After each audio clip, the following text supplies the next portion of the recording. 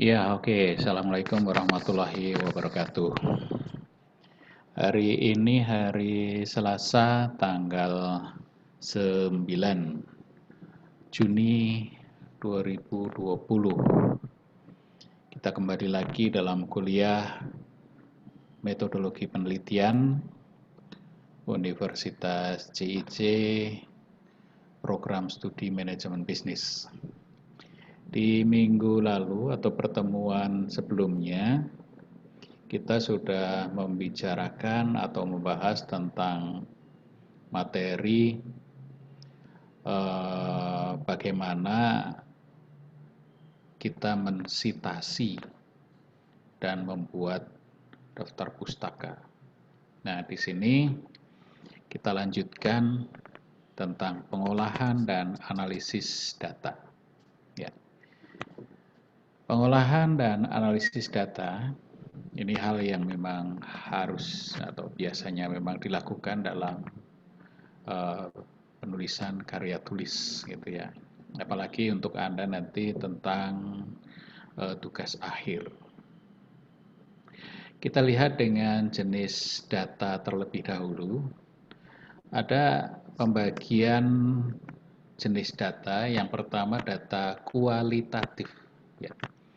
Data kualitatif ini adalah data yang berhubungan dengan kategorisasi, karakteristik atau sifat variabel.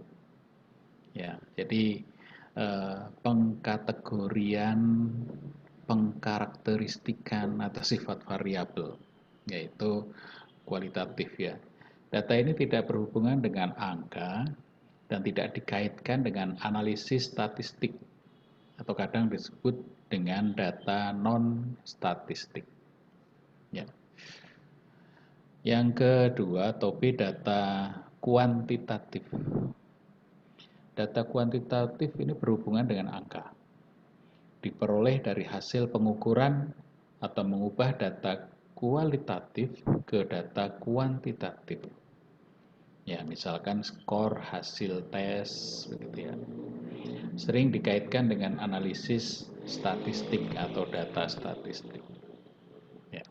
Jadi data ini berhubungan dengan angka atau di dalamnya terdapat angka-angka dari hasil pengukuran atau mengubah data kualitatif ke data kuantitatif. Ya. Selanjutnya tentang teknik pengolahan data. Ya.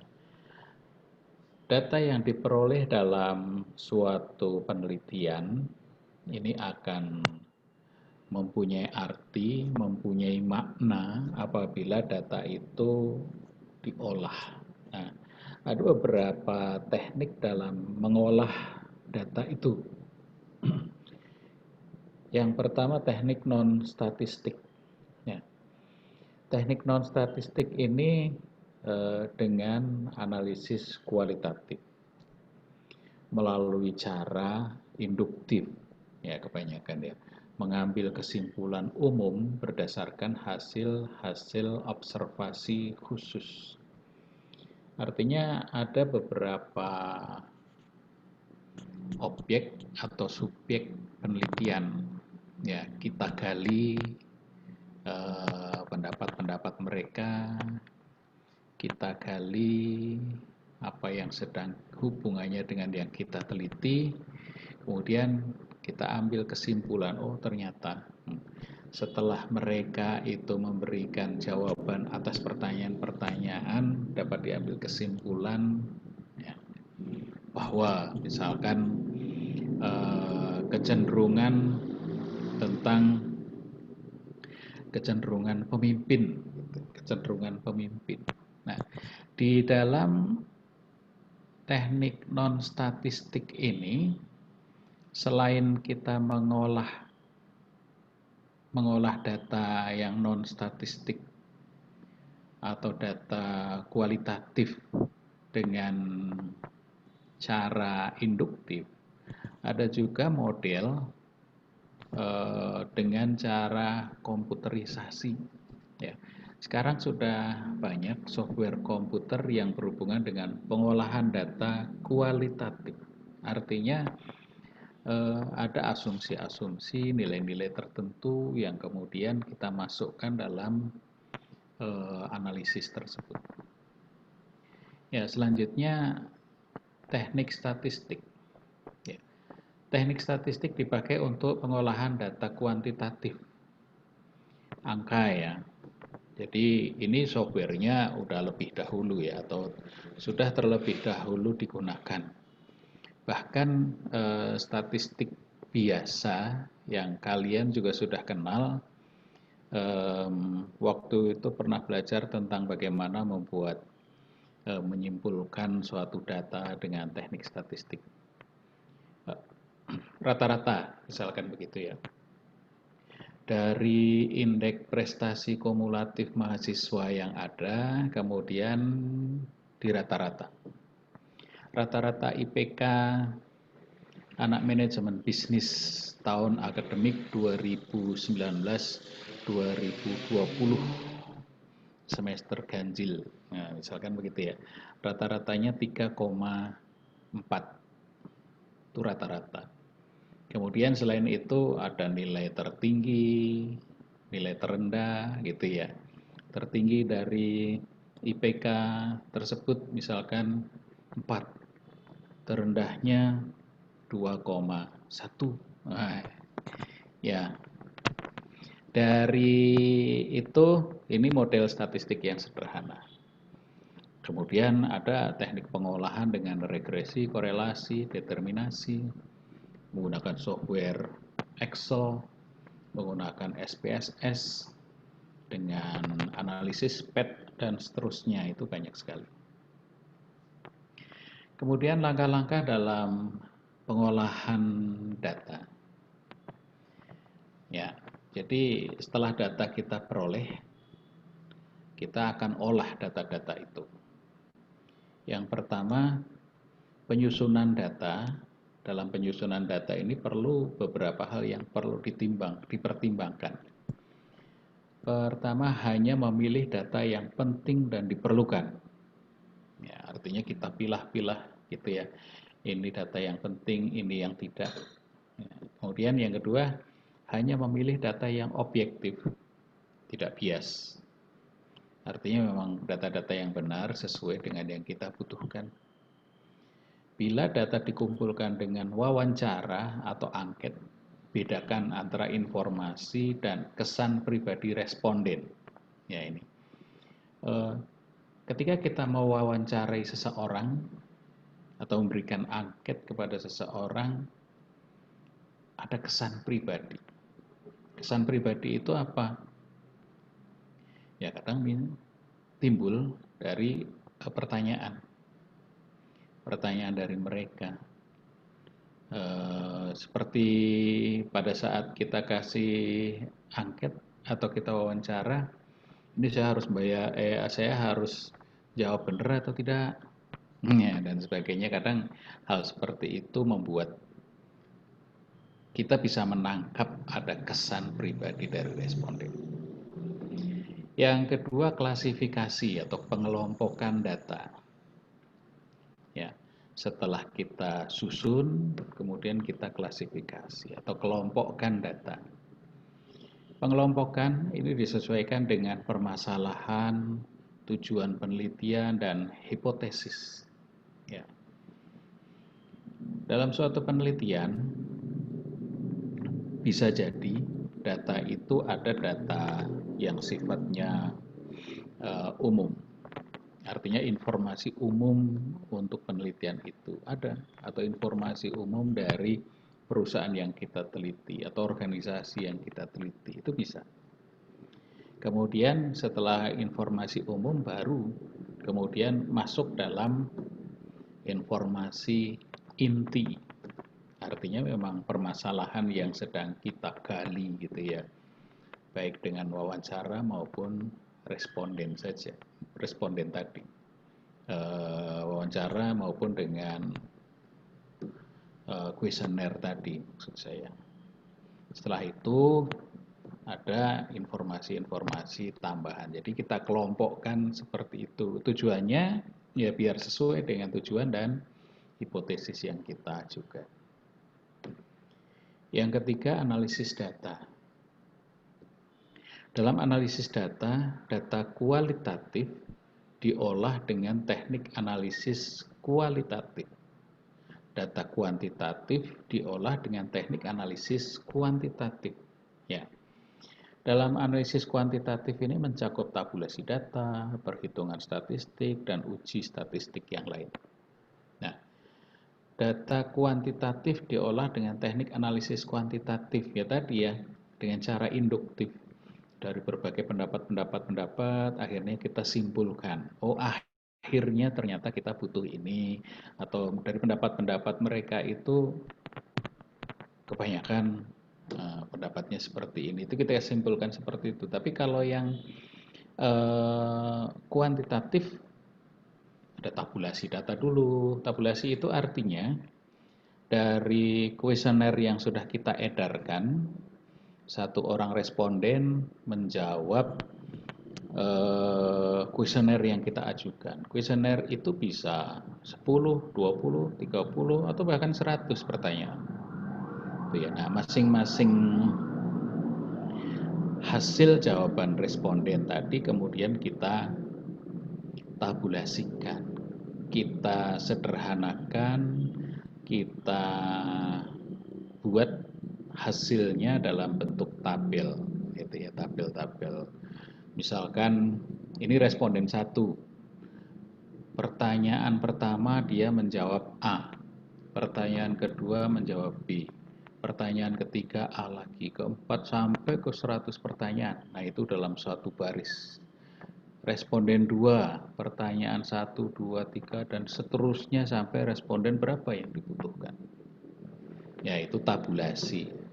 Kemudian perhitungan statistik ya kita masukkan dalam analisis statistik, uji statistik, dan seterusnya. Ya. Nah, masalahnya dalam suatu penelitian kadang tidak hanya data kuantitatif saja, tapi di suatu penelitian itu terdiri dari data kualitatif dan data kuantitatif. Kadang bukan membaur, tapi memang dibutuhkan dua kelompok data seperti itu. Ya, selanjutnya tentang ada satu analisis univariat. Apa itu analisis univariat? Analisis ini dilakukan pada tiap variabel hasil penelitian, hanya untuk mengetahui karakteristik data.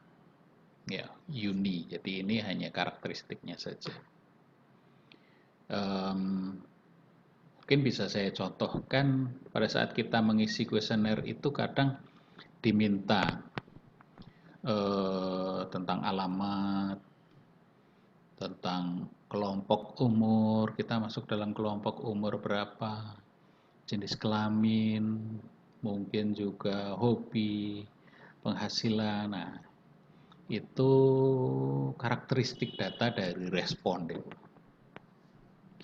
Yang kedua, analisis bivariat dilakukan pada dua variabel yang diduga berhubungan atau berkorelasi. Ya, maksudnya dua variabel atau lebih yang mempunyai hubungan atau berkorelasi.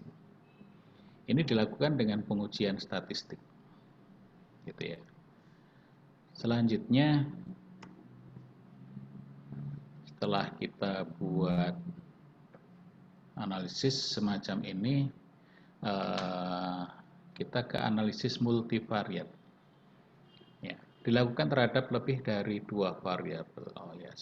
Tadi yang bivariat itu hanya dua variabel saja. Yang multivariat artinya dilakukan terhadap lebih dari dua variabel. Seperti yang pernah saya minta Anda membuat variabel, ya.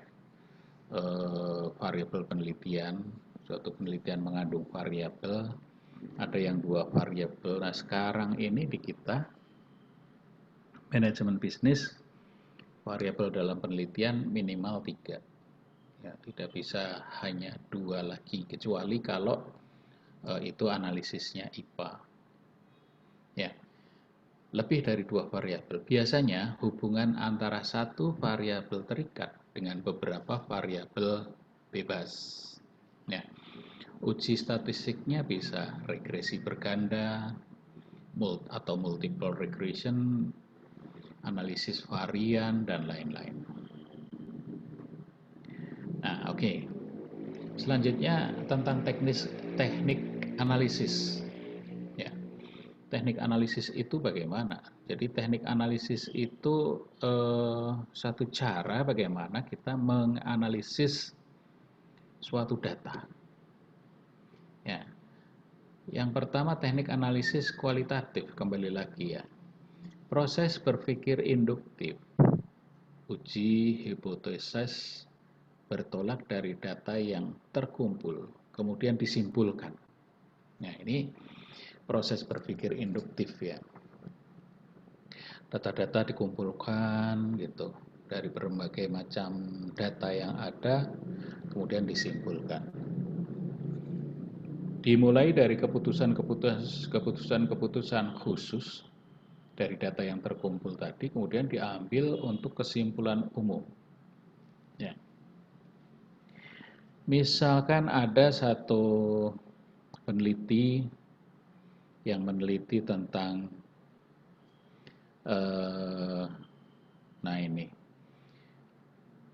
di musim atau sedang adanya pandemi COVID-19 ya, ada peneliti yang meneliti apa yang dilakukan peserta didik, mahasiswa katakanlah, ketika belajar online. Ya, satu persatu dikumpulkan pertanyaan-pertanyaan untuk mahasiswa gitu ya. Jawaban-jawaban mereka itu apa yang Anda lakukan ketika belajar online gitu ya. Ada yang menjawab, saya selalu aktif mengikuti kuliah online. Jawaban yang lain, ya karena online saya belum tentu ikut, yang penting absen. Nah, begitu ya. Kemudian ada lagi yang lain, ada yang sama, saya selalu aktif, ya saya setengah-setengah karena terganggu, di rumahnya nggak nyaman, di rumahnya adik-adiknya pada ribut, nah ya dan seterusnya. Nah itu kan informasi-informasi yang terkumpul, kemudian dihitung jawaban-jawaban yang sama, jawaban-jawaban yang mendekati, yang hampir sama. Akhirnya disimpulkan, secara umum mereka itu kesulitan menerima belajar secara online. Nah, misalkan begitu. Nah, dari analisa kuantitatif ini, kualitatif sorry ya, biasanya untuk menganalisis data yang diperoleh dari observasi, wawancara tidak berstruktur, dan diskusi kelompok terarah atau focus group discussion. Ya, focus group discussion. Nah, ya jadi data-data itu diperoleh dari observasi. Observasi itu adalah mengamati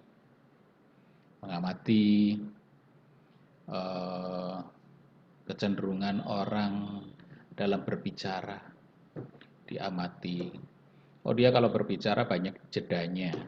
Oh kalau dia bicara itu monoton. Oh dia kalau bicara itu bervariasi. Barangkali seperti itu diamati satu persatu gitu ya. Ada yang bicara ngotot terus. Ada yang bicara santai terus. Kemudian yang wawancara tadi seperti yang saya lakukan tadi, di masa seperti ini apa sih yang Anda lakukan pada saat kuliah online? Seperti itu ya. Ya, itu untuk yang uh, kualitatif. Sedangkan untuk yang teknik analisis kuantitatif jelas teknik statistik untuk mengolah data yang berbentuk angka. Data yang berbentuk angka itu pernah ya kalian belajar statistik waktu itu, Angkanya apa sih? Kalau tadi saya contohkan tentang IPK, rata-rata IPK, tertinggi, terendah, begitu ya. Itu gampang. Kemudian juga data penjualan, data perusahaan, data pajak, data keuangan, akuntansi, atau bahkan data hasil kuesioner. Nah, itu bisa diolah dengan alat analisa tertentu. Yang keempat, pengujian hipotesis. Nah, apa itu pengujian hipotesis? Apa itu hipotesis? Ya, mungkin kita pernah belajar tentang hipotesis. Jadi hipotesis ini adalah suatu praduga atau dugaan sementara terhadap hasil penelitian. Kira-kira itu kita duga seperti apa? Karena teorinya kita sudah paham. Ketika kita sudah mempelajari teori, kita bisa membuat hipotesis. Kira-kira ini nanti mau seperti apa? Ya. Berdasarkan hasil pengujian atau perhitungan statistik, suatu hipotesis itu bisa diterima atau bisa ditolak. Gitu ya. Hipotesis itu bisa diterima atau bisa ditolak. Ya. Ya, setelah melalui pengujian dengan hasil dia nilainya di atas 0,05. Berarti hipotesis ditolak. Nah, misalkan begitu ya. Nah, ada hipotesis 0 dan ada hipotesis alternatif gitu ya dalam hipotesis itu. H alternatif dan ada hipotesis 0. Biasanya hipotesis 0 itu disebut mulai dengan tidak ada, ya, tidak terdapat, ya, gitu ya, tidak ada perbedaan antara titik-titik dengan titik-titik, tidak terdapat hubungan antara titik-titik dengan titik-titik, yaitu hipotesis 0. Sedangkan hipotesis alternatifnya, ya, terdapat hubungan, ada hubungan. Nah, itu sifatnya negatif dan positif. Teknik pengolahan statistik selanjutnya kita akan melihat. Jadi teknik pengolahan statistik itu berdasarkan rumusan-rumusan dari statistik deskriptif kebanyakan. Misalnya ukuran tendensi sentral atau central tendency, ukuran penyimpangan atau standar deviasi, tabel persentase, analisis korelasi, determinasi, dan lain-lain. Ya, itu analisis statistik deskriptif. Kemudian rumusan-rumusan statistik inferensi atau induktif. Misalnya analisis chi-square, analisis varian, analisis korelasi dan regresi, analisis faktorial, dan lain-lain. Ya, analisis korelasi masuk di dua tempat, karena dia bisa saja menganalisis uji deskriptif, juga statistik inferensi. Ya. Kemudian yang kelima, penafsiran dan penyimpulan. Penafsiran hasil penelitian untuk mencari pengertian terhadap hasil pengolahan data, yaitu untuk penemuan ilmiah atau scientific finding. Ya. Jadi peneliti itu diharapkan nanti akan menemukan hasil secara ilmiah. Nah, itu penemuan ilmiah itu yang nanti berupa penafsiran. Kesimpulan hasil proses berpikir induktif dari penemuan penelitian dan hasil pembuktian hipotesis. Ya, artinya dari suatu penelitian itu bisa ada dua hal, penafsiran dan simpulan, gitu ya. Kalau simpulan mungkin pertama kita akan menyimpulkan dulu. Artinya Jelas kesimpulan itu berdasarkan data. Datanya seperti apa, kemudian diolah, muncul hasil. Nah, hasil ini tuh dibahasakan dalam bentuk kesimpulan. Tapi selain kesimpulan, terkandung makna penafsiran. Ya. Artinya dari kesimpulan ini kemudian kita olah lagi menjadi suatu penafsiran. Penafsiran itu ya artinya bukan hanya sekedar kesimpulan, begitu ya. Lebih dari sekedar kesimpulan, karena kesimpulan apa adanya ditafsirkan lagi dalam hal yang mungkin dihubungkan dengan hal yang lain dan seterusnya. Kriteria kesimpulan. Nah, ini kesimpulan ya. Kriterianya di sini dari kesimpulan itu harus dibuat ringkas dan tepat. Jangan mengada-ada. Kesimpulan ya apa adanya, tepat. Merupakan hasil uji hipotesis dengan didukung data. Ya. Uji hipotesisnya bagaimana? Uji hipotesisnya itu menyebutkan ditolak. Nah, kalau ditolak artinya bagaimana? Nah, itu didukung data. Kemudian mencerminkan batas berlakunya atau untuk seluruh atau sebagian populasi. Artinya memang kesimpulan ini karena tadi secara induktif ya, dari yang khusus-khusus ke umum. Artinya kecenderungan ya. Ya. Batas berlakunya itu penting disampaikan. Kadang kan suatu penelitian itu ada yang di perusahaan A, perusahaan B, atau di kota Cirebon, di seluruh Indonesia dan seterusnya begitu, itu ada batas berlakunya. Artinya itulah batasannya. Merupakan rekapitulasi berbagai informasi atau pembuktiannya. Rekapitulasi itu adalah sama dengan kesimpulan. Nah, artinya rekapitulasi itu rekapannya dari berbagai data kemudian direkap, disimpulkan, gitu ya. Dapat menjelaskan masalah yang diteliti. Artinya memang kesimpulan ini harus dapat menjelaskan masalah yang diteliti. Selanjutnya kesimpulan ini juga akan mencerminkan penerimaan atau penolakan hipotesis yang diuji dengan data itu tadi ya. Selain itu juga dapat menuntun dilakukannya penelitian lebih lanjut yang berhubungan dengan hasil penelitian. Ya. Dari kesimpulan ini berarti penelitian yang dilakukan atas dasar perhitungan atau atas dasar analisis atau uji hipotesis yang dilakukan, maka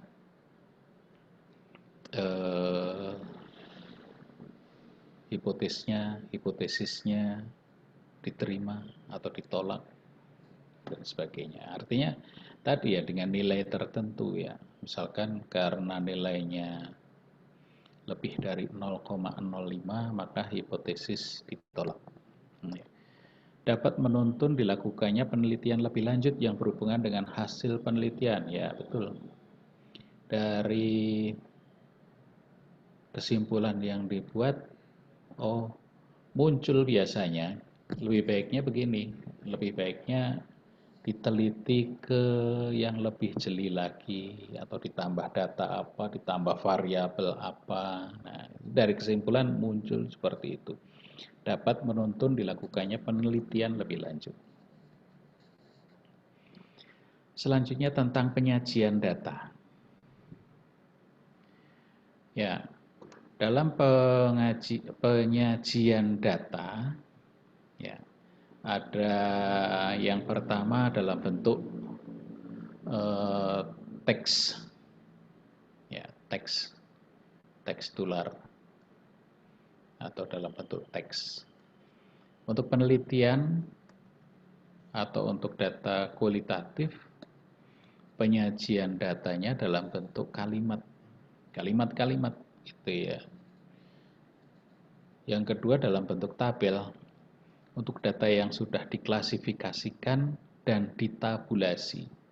Penyajian statistik dalam kolom atau jajaran. Jadi artinya kita buat tabel-tabel.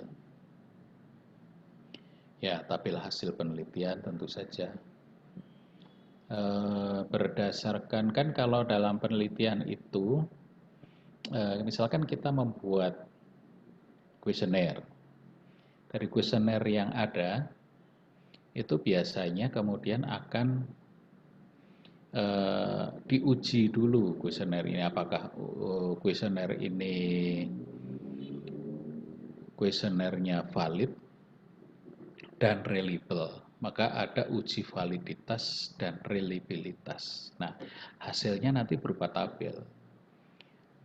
Hasil uji validitas. Nah, sebutkan tabelnya seperti ini.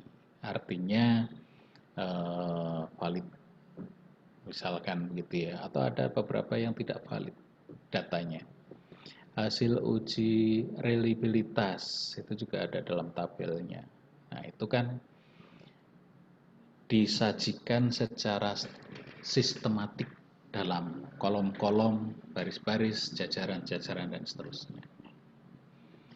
Ya, oke, selanjutnya tabel itu seperti tadi ada beberapa pembagian di sini ya. Tabel umum, ya, tabel khusus, tabel umum berisi seluruh data atau variabel hasil penelitian. Ya, menyajikan data asli atau rujukan tabel khusus. Ya, kita coba kupas satu persatu. Berisi seluruh data atau variabel hasil penelitian. Ya, ini adalah bicara tentang keseluruhan data. Ya, tentu saja berdasarkan variabel hasil penelitian. Kalau variabelnya tadi setelah dibuat kuesionernya tentang motivasi. Nah, data dari tabulasi hasil kuesioner motivasi itu seperti apa? Ya, dan ini menyajikan data asli atau rujukan tabel khusus data asli. Jadi kan memang kuesioner itu data asli, data yang kita ambil langsung, gitu ya. Kemudian berisi data tentang subjek yang sama atau semua variabel. Ya, datanya data tentang subjek yang kita teliti tadi ya. Angkanya absolut, bukan persentase untuk data kuantitatif. Absolut, nilainya bisa 4, 3, 2, 1 gitu ya. Berisi nilai asli, belum dibulatkan. Nah, ini kalau kita setelah hitung tadi ya, yang setelah saya sebutkan di awal tentang hasil validitas dan reliabilitas, itu nilainya ada koma-koma gitu ya, atau beberapa desimal di belakang koma. Nah, itu data asli. Tabel khusus ini penjabaran atau bagian dari tabel umum. Angka dapat dibulatkan dan hanya berisi beberapa variasi untuk menggambarkan adanya hubungan atau asosiasi khusus dan menyajikan data terpilih dalam bentuk sederhana. Ya. Jadi tabel khusus ini hasil olahan dari tabel umum. Kalau tabel umum tadi bicara tentang tabulasi data, diolah selanjutnya. Ya. Nah, dan seterusnya ini pengolahan statistik.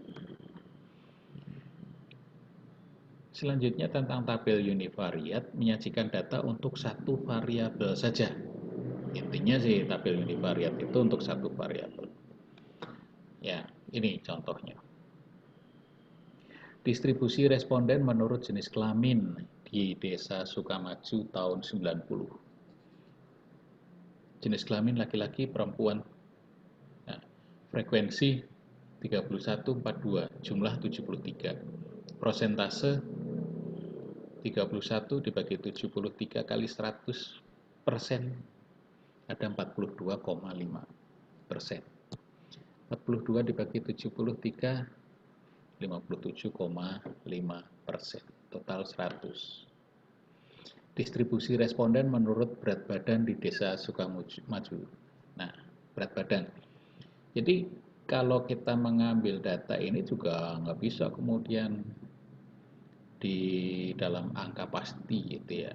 Maksudnya setiap umur, berat badan, satu hal yang sifatnya orang tidak mau menjawab secara terus terang, makanya sekitar gitu ya. Berat badan kurang dari 62 kg. Frekuensi 5 artinya ada 5 orang. Gitu ya, 6,8%. Antara 63 sampai 65 ada 18 orang. 66 sampai 68 42 orang. Lebih dari 68 kg beratnya itu ada 8 orang. Jadi total 73. Ya, persentasenya seperti itu. Ya, kemudian meningkat ke tabel bivariat menyajikan data dua variabel secara silang. Tabel silang atau cross table. Sifatnya harus sederhana, harus jelas, mudah dimengerti. Judul harus menjawab pertanyaan apa, kapan, di mana. Ya, artinya ini tabel apa. Kemudian kapan itu ya diambil pada saat kapan, di mana ya lokasinya. Bila didapat dari sumber lain, tulis sumber rujukannya. Ya. Seperti ini contohnya ya, lampiran tabel analisis bivariat. Umur berisiko lebih dari 40. Ya, ini obesitas. Ya, tidak, dan seterusnya ini setelah dilakukan analisis. Ya, ini Chi-square test analisis. Ya, jadi ini hasil suatu analisis statistik bivariat. Ya, kemudian 3, dalam bentuk grafis. Data akan diperlihatkan atau dibandingkan secara kuantitatif. Ya, penyajian data secara visual dalam bentuk grafik, gambar, atau diagram. Ketentuan yang harus dipenuhi dalam membuat grafik. Yang pertama, judul jelas, tepat, terletak di atas grafik, menggambarkan ciri, tempat, dan tahun data diperoleh. Kemudian garis horizontal atau vertikal sebagai koordinat harus di atas, agar garis kurva tampak jelas. Skala harus ada catatan tentang satuan yang dipakai. Bila data diambil dari sumber lain, tulis di bawah kiri grafik, gambar, sumber dari mana. Jenis grafik bisa bermacam-macam, grafik atau diagram garis kurva, kemudian diagram bar atau diagram balok, diagram area atau diagram ranah, piktogram, diagram gambar, dan histogram, frekuensi poligon. Ya, itu nanti bisa kita lihat. Ya, contoh-contohnya justru nanti itu yang menjadi hal yang lebih harus Anda cari. Terakhir tentang laporan penelitian. Nah, penelitian itu terdiri dari beberapa hal dalam laporannya. Yang pertama, bagian pendahuluan. Ini bagian awal ya. Bagian pendahuluan itu terdiri dari halaman judul, kata pengantar, daftar isi, daftar tabel, kemudian baru daftar gambar, daftar grafik, daftar diagram, ilustrasi bila ada gitu ya. Ini di bagian pertama ya. Biasanya disebut dengan front matter. Kemudian yang kedua, bagian kedua inti atau isi laporan. Ya. Inti atau isi laporan itu meliputi pendahuluan, latar belakang masalah, pernyataan masalah, tujuan penelitian, perumusan hipotesis, dan definisi variabel. Ya, inti. Kemudian bahan dan cara atau metode penelitian. Yang pertama deskripsi bahan penelitian. Bahan penelitian di situ dideskripsikan itu artinya dirinci, diceritakanlah, diuraikan begitu ya. Kemudian metode penelitian. Metode penelitian ini isinya apa saja sih? Metode penelitian sebentar Pak. Desain atau jenis penelitian, populasi dan sampel penelitian, cara pengumpulan data, alat pengumpulan data, rencana analisis data. Ini di metode penelitiannya ya, isinya itu ya. Desain penelitiannya bagaimana, populasi sampel, cara pengumpulan data, alat pengumpulan data. Kemudian yang C, hasil penelitian, ini menyajikan data. Datanya apa yang diperoleh? Tadi ya, yang pertama dari hasil kuesioner, data-data hasil kuesioner itu disajikan tabulasinya.